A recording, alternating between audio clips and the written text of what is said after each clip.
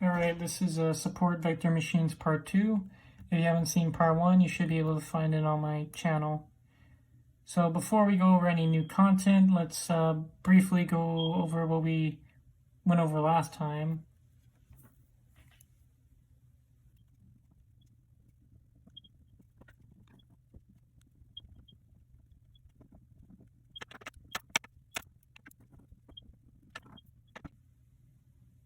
Alright, so now let's go over what we went over last time. So remember, we had a data set, and the data set was a set of iris flowers that we have two features for. We had the leaf width, which is the X1 feature, and we had the stem length, which is the X2 feature. And in our data set, we had 1, 2, 3, 4, 5, 6 examples, and each example, right, had its respective class 1 or class 0, where class 0 is a species of iris flower called Iris setosa, and class 1 was a species of iris flower called Iris virginica.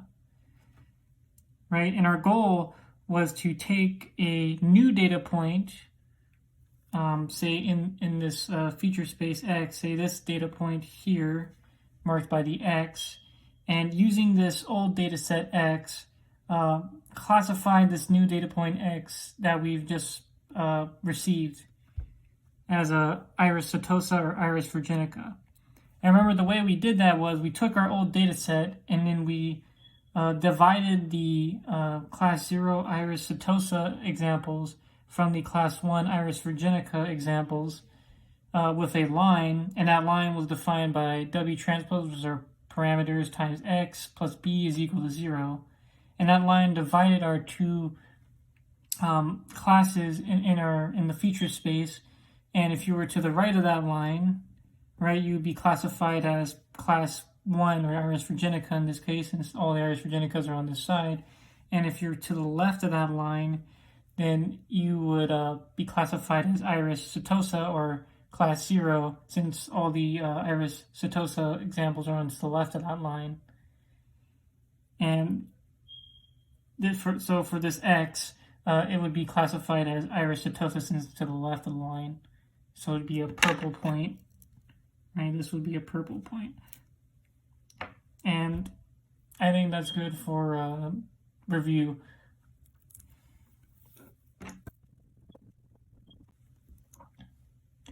All right, so I want to go over the line equation again. Remember, that's the equation that defines this line, W transpose X of I plus B in the feature space. I want to go over this again. So remember, W transpose, right, this comes from a vector W, which is equal to W1, W2. And the transpose of that vector, right, is just flipping the columns for rows. So W transpose would be W1, comma, W2, right? And X of I, right, that's a new example in our feature set, like this data point X, right, it has a X1 and it has a X2 value. So that's what that X would represent, a new data point in our data set. And so X would be a vector as well. It would be X1, X2, like so. And when we do W transpose times X, times X, or X of I usually put X of I for the IF example that we receive. When we do that, we get W1, comma, W2 times X1, X2, right, our new example in the feature set that we want to classify. And this is basically a dot product, right? It's W1 times X1 plus W2 times X2, right? So this W transpose X of I, right, this W transpose X of I is a dot product of vectors.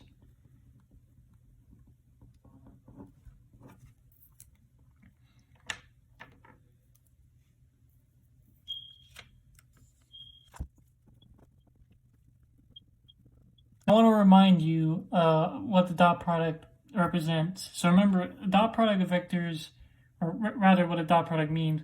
A dot product of vectors is you have a vector w here, right, plotted here, and you have a vector x here, which is, well, we'll call it x of I.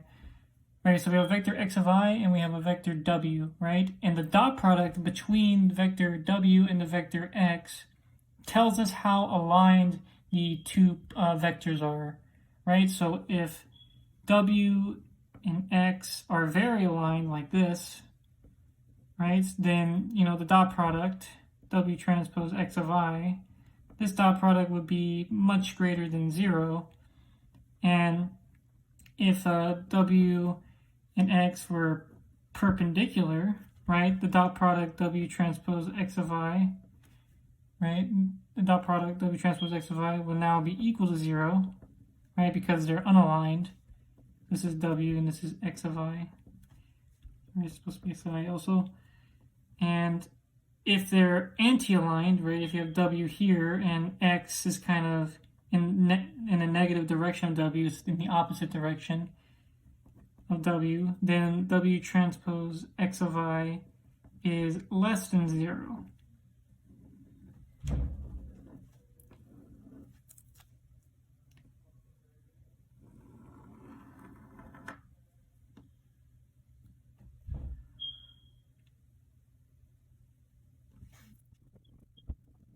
All right, so now I want to talk about how w, right, is actually, I said in the previous video that it describes the slope of the line, right? It tells us the slope. I want you to have a better understanding of why it describes the slope of the line, because it's not purely clear from this equation exactly why it describes the direction of the line or the slope of the line.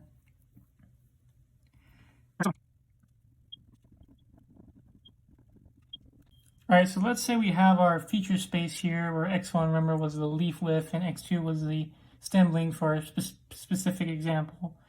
And remember, when we have w is a vector, right? It's w1 comma w2, right? So you could plot that vector, and let's say it may be +1 or it's 1, 1. So this vector here would be 1, 1, right?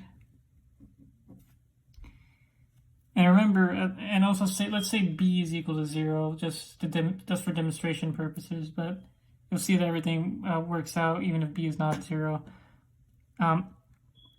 So if we have w transpose times x of I, which is w dotted with x of I, is equal to 0, right? That means that the vector x, right? When is the vector x? When does the vector x give a 0 dot product with w? Right, we described that earlier. That happens when x is perpendicular to w. Right, when x is perpendicular to w, it's 90 degrees here, then the dot product is 0. So here, our line, which is defined by w transpose times x of I equal to 0, this tells us that our line will be perpendicular to the vector w. Right, so this is w. So if this is our vector w, then our line would be 90 degrees to w, like so. So our line would look like this.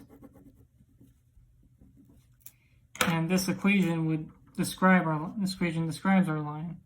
So I think it's clear to understand that if your line will always be perpendicular to the w, or the w vector or parameters that you choose, right?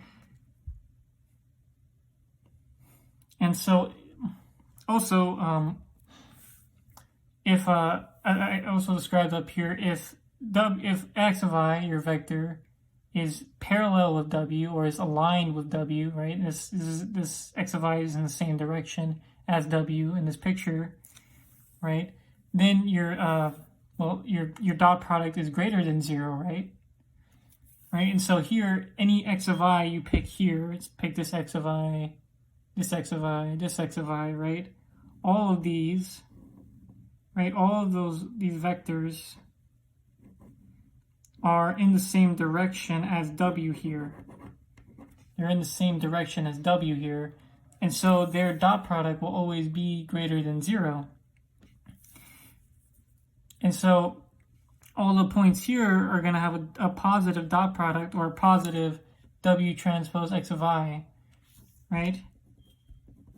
And if you're anti-aligned with W, remember if you're anti-aligned with W, so here we have W, we have X of I that's anti-parallel to W or in the opposite direction, right? Then W transpose or W dot X of I is less than 0, right? So this point here, this point here, this point here, and this point here, all these X of I different vectors or points, right? All of these are going to have a negative W transpose X of I product or W dot X of I product. And so all the points here are going to be negative. And if you recall, this is what helps us define if a given point in the feature space is part of class 1 or part of class 2, right? So if you have a new data point here where it's aligned with W, this data point, then it's going to have a positive W transpose X of I. And so since it has a positive W transpose X of I, then it would be in class 1.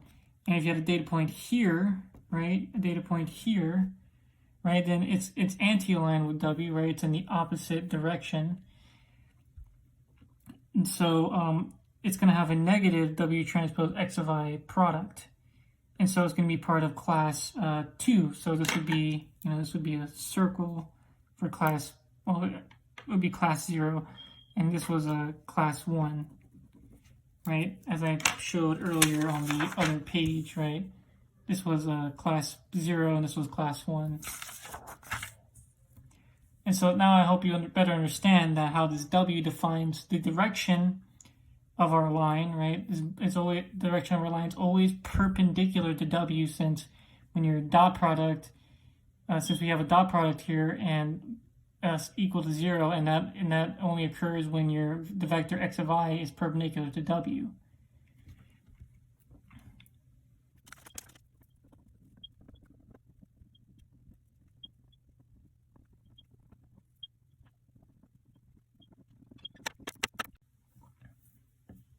All right, so now I have a problem for you. So let's say we have a W defining our line as the vector 2, 1, right? And our B defining our line is 0, right? And let's say for our model, W transpose X of I plus B for our support vector machine model, right, we have 3 new data points. X of 1 equal to 3, negative 1, X of 2 equal to 2, 2, and X of 3 equal to negative 1, negative 1, right?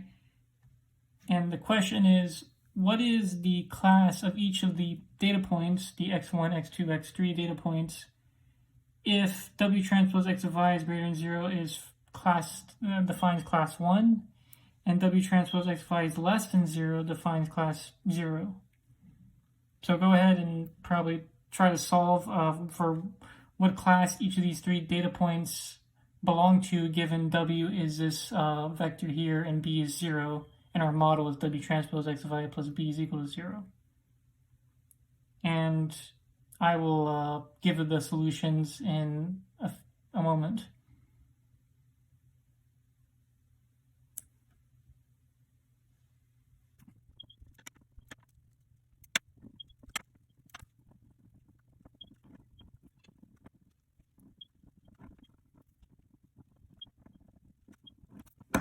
All right, so for the answer, so x1, x2, and x3, right? From the diagram, you can see that x2 and x1 would be part of class 1 since they're aligned with W, and x3 would be part of class 0 because it's anti-parallel to W or in the opposite direction. And if you compute the W transpose X of I plus B for each one of them, you can see that X of 1 is greater than 0, so it's part of class 1. X of 2 is greater than 0, it's 6, so it's part of class 1. And X of 3 is negative, it's negative 3, so it's part of class 0. So this point here would be a purple circle or Iris setosa flower for a specific example. This data point here would be Iris virginica, and this point here would be Iris virginica, or these blue lines here. And our line would be defined perpendicular to W, like this. So our line would be like so. And I think that's all for this video.